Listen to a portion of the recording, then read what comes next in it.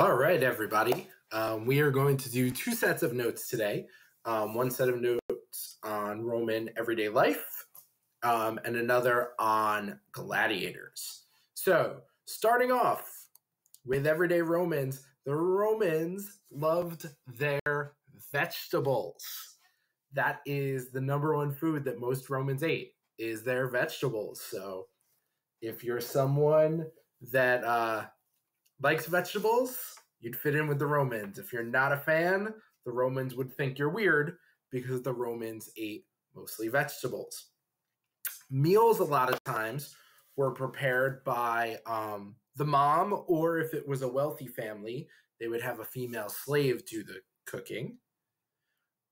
Oftentimes, it was the kids that served their parents the food.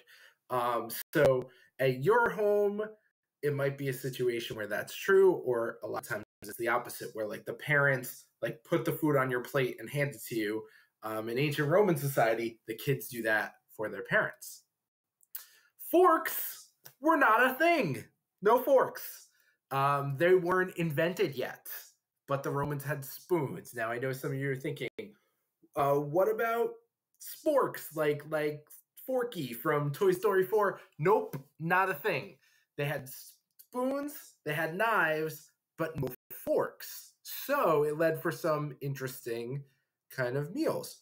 So what they would do is before the food was served, it was cut into what's called finger food. That doesn't mean like food made out of your fingers. It means like bite-sized food that you would either eat with your fingers because it's bite-sized or scoop with a spoon. Later on in ancient Rome, the dining rooms included dining couches. Now, when we did our little tour of the Met virtually, I saved something for now, and that is a picture of a dining couch that is on display at the Met. So, this is a dining couch. So, like, your head would go here, your feet would go here, and you'd lay on your side. So you'd lay on your side, so like your head is facing like, so if I was looking at you, your head would be there, your feet would be there, and you'd be looking at me. So you're on your side, and then there'd be like a table here, and you'd be eating as you're on your side. All right. Next. So there are two groups in Roman society. There are the well-off and the not well-off. And if you were well-off, you were called a patrician. And if you were not well-off, you were a plebeian, or sometimes it's pronounced plebeian, or sometimes for short, they say plebs. So if you were a plebeian, meaning you were not too wealthy, your dinner might be some sort of oatmeal or vegetables. When you could afford it, on special occasions, you would have meat, fish, wine, bread, and olives. Now, the people that couldn't afford food in Rome were issued a certain kind of food stamp called tesserae. Tesserae, some of you that are fans of the Hunger Games, that might ring a bell for things. Let me just explain what food stamps are, because not everybody knows. So, in our society and lots of other societies, we have a system in place for people that can't afford to feed their family. So what the government will do is issue a certain amount of money that you can spend on certain products. And the reason they're called food stamps is it used to be this book of stamps. And if you went to the store, you could use a milk stamp to get milk. You could use like a bread stamp to get bread. Nowadays, it's on like a card and everything. And it's only for certain basic necessities. Like you can't get, what's something ridiculous? Like, I don't know. I'm trying to think of a really ridiculous thing that you would buy in the supermarket. Like a magazine. I know that's not ridiculous, but you can't use food stamp money for magazines. Like there's only certain products that qualify. So the Romans have this thing as well called tesserae. And what would happen is you would show your tesserae at certain stores, and they would give you flour or bread from government bakeries so that you would have enough for your family. All right. If you were a patrician, if you were a wealthy person in ancient Rome, the dinners were ridiculous. The men would have dinner parties. Women and children ate separately. Dinner was hours long. It was an event.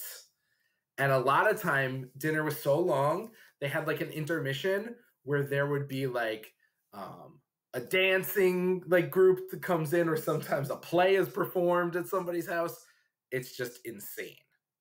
The men would recline on couches arranged around the dining. The dining couches were arranged all around the dinner table. Women and children would eat in separate locations on chairs. Later on, as time went on in the Roman Empire, women got to attend the dinner parties as well. The whole kind of isolation kind of thing, it's like on big holidays, if you are someone that is banished to the kids' table, then you know what that's like to have to sit somewhere else to eat. All right, before I get to Roman toys, I want to give you an example of some crazy Roman kind of food. So this is an example that talks about like an average Roman dinner party, what the menu was. All right, so I'm going to get my dinner party menu ready. I'm going to share it with you right now. All right, so for appetizers, a lot of times it would be fried snails. They'd also have some fried onions, so that's kind of like onion rings. That's pretty good. Grilled truffles with sausage, minced sea crayfish tail, barley soup with dried vegetables, and a lettuce and onion salad. So some not bad options there. All right, main course. Some of you might be a little grossed out by this. Main course, you had boiled electric ray with hot raisins, boiled crane with turnips, crane like the bird, smoked pig stomach stuffed with pig brains, I know, disgusting, pine kernels and peppercorns, roasted rabbit, pig leg, roast flamingo with dates, onion, honey, and wine, and then baked pigeon. I know, disgusting. Pigeons are like rats with wings, so that's so gross. And then for dessert, you had some sponge cake. It's always good. An apricot stew, and then a kind of pudding type thing that came with like with pumpkin in it. So there's some things that would be pretty tasty and some things that would be pretty gross at a Roman banquet dinner party. All right, so let's get on to the toys. So when kids got home from school in ancient Rome, they played with their toys, their friends, and their pets, just like some of you might do. I know some of you are like, toys? Ugh. Well, if I substitute electronics for toys, you'd probably be like, okay, good point. Now, some of the typical things that they played with, they would do things like having a game of catch with a ball. They'd play board games. Hobby horses is like the little like rocking horse thingy that they used. Kites, tiny models of people and animals. Those are action figures. Those are your common toys for ancient Rome. And just in case you didn't know what I was talking about when I described a hobby horse, I'm going to Google it, which of course my slow computer is like, what? That's not what I typed on whim. I don't even know what that is. Hobby horse. So you can see what a hobby horse is. The toy, yes, this thing. It's this thing. So it's like a kind of like rocking horse looking thing, but you would like, it's like a stick. So you would like ride it and like go running around and pretend that you have a horse. Yeah, good times in ancient Rome. The Romans would also play with hoops, which would have pieces of metal on it, like bells that would jingle and warn people in their way. Kind of like jump rope with a hoop.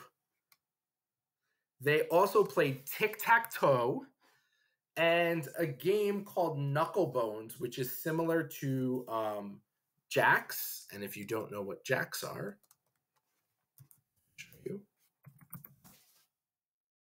There's a Korean version called kongi that is jacks. I think I said it right. So it's like you throw the jacks down and you have to try and pick up the ball. And those of you that speak Korean, let me see if I can butcher the pronunciation again. I believe it's called kongi, the Korean version. You could tell me if I'm right or wrong. Hopefully I got it right. All right. They also played war-type games that involved fighting with wooden swords. Good times, I'm sure, for some of you. Then there was this game called Troy that was a team game. I don't know why it was called Troy. Maybe because war and like the Trojan War. So essentially, you would try and resist a whole pack of kids that would try and drag you across the line.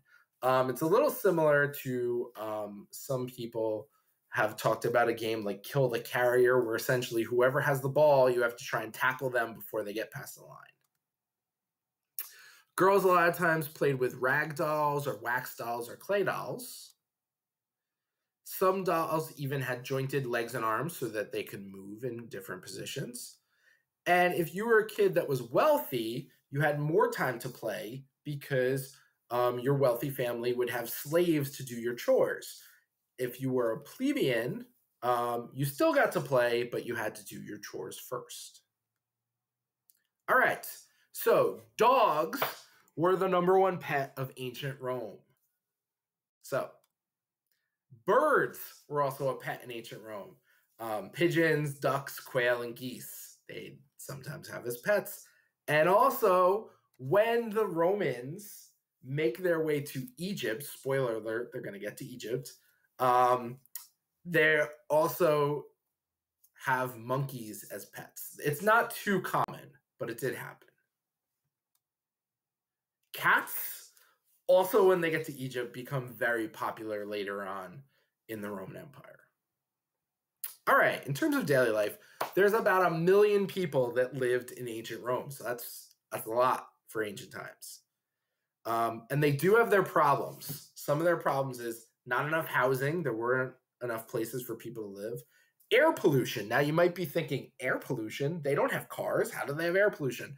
So what people used to do in ancient times, which was not good, is because there's no like garbage system, people used to burn their garbage. So there was a lot of like smoke in the air. There was a lot of crime in ancient Rome. There was unemployment. There were high taxes. So for some people, life was rough in ancient Rome. Now, if you were a patrician, if you were a rich person, your house was called a domus. And it had glass windows, marble walls, colored stone floors, furnaces for heat, and pipes that could bring water to the upper floors. So you'd have like sinks. Most Romans were plebeians. They lived in apartment buildings called islands. And the apartment buildings had 6 floors worth of kind of homes. There were 26 blocks of these apartment buildings, these islands, for every one patrician house. Goes to show you how many more people were plebeian than patrician. On the ground floor of the islands were the shops of ancient Rome, and then the other 5 floors were the living quarters. And rents were pretty expensive in Rome, but the higher up you got in the apartment, the lower the rent. Now, you might be thinking like, that's kind of the opposite today, because today, a lot of times, the higher up an apartment is, the higher the rent, because sometimes, especially in this area, the higher up you go, you might get a nice view of the New York City skyline or something like that. Well, in ancient Rome, there's no elevators or anything. So if you lived on the 6th floor, you'd have a lower rent because you'd have so much stair walking to do every day. All right. The father in ancient Rome is the head of household. His word is considered family law. Just like all the other groups in ancient times, marriages were arranged, meaning the family members picked out who people were going to marry, and they were expected to help each other politically. Like if someone in the family was running for political office in ancient Rome, you were expected to help. Until they were 12, boys and girls went to school together. And then if you were a plebeian, you went to work after you turned 12. The girls, if you were a plebeian, you went to work in the home. But if you were wealthy, if you were a patrician, your education continued. You learned more reading, grammar, writing, music, and math. At age 15, the boys were sent to a school of rhetoric to have a career in politics. Some would even go to a philosophy school or a medical school in Athens and Alexandria. Unfortunately for the girls, their schooling ends at 15, even if they were rich. And they would learn different housework skills.